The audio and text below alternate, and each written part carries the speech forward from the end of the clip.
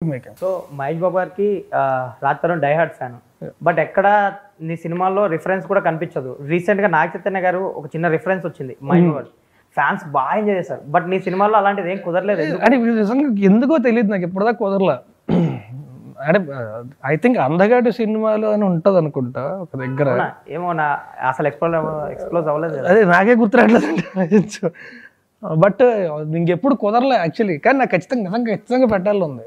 Because నేను ఆయనకి ఎంత పెద్ద ఫ్యాన్ అంటే, వైజాగ్లో ఉన్న రోజులు కూడా ఆయన సినిమా రిలీజ్ అయితే ఫస్ట్ డే వరసగా 4 షోలు అన్నీ చూసేవాడిని లైన్గా. మార్నింగ్ బ్యాట్ని ఫస్ట్ షో సెకండ్ షో.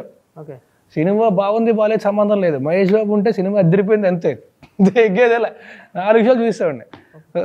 ఇంకా పొద్దున్న థియేటర్కి వచ్చి సాయంత్రం వెళ్ళేవాడు ఇంటికి. రాత్రి సెకండ్ షో అయిపోయిన తర్వాత ఇంక ఇంటికి వెళ్ళడమే డైరెక్ట్గా.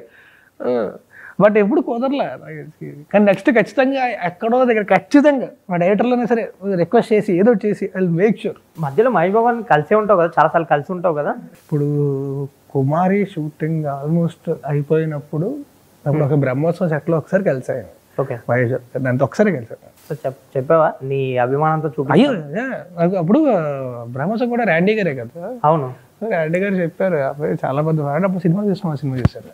సో చూసి కలుస్తాను రమ్మనండి అంటే వెళ్ళి కలిస్తే చాలా బాగా చేస్తావు, థ్యాంక్ యూ అండి, ఒక ఫోటో దిగారు అన్నారు. ఫోటో దిగి కొంచెంసేపు మాట్లాడి కాఫీ తాగి అది.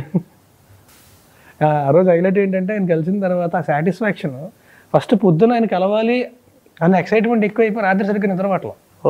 ఆర్ఎఫ్సీలో షూటింగ్ ఆయన్ని అప్పుడు మనకొండలో ఉన్నాడు. వెళ్ళి ఆర్ఎఫ్సీలో ఆయన కలిసేసి వెనక్కి వచ్చేటప్పుడు ఓఆర్ఆర్ పక్కన కార్ ఆపి పడుకున్నా. 2 hours పడుకున్నా. పడుకొని లేచి అప్పుడు ఇంటికి వచ్చి. సో మంచి మూమెంట్ అది, వెరీ హ్యాపీ.